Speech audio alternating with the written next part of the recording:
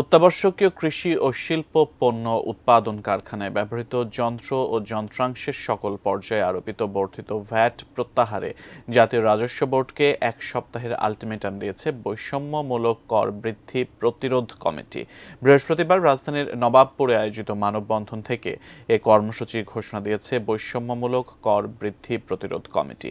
দোকানপাট ও মার্কেট বন্ধ করে প্রায় ৪০টি সংগঠনের কয়েক লাখ দোকানি বেলা ১২টা থেকে দুপুর ২টা পর্যন্ত এই মানববন্ধনে অংশ নেন। তাঁরা বলেন, বর্তমান মন্দার সময়ে নতুন করে আরোপিত ২.৫% মিলিয়ে মোট ৭.৫% ভ্যাট আদায় সম্ভব নয়।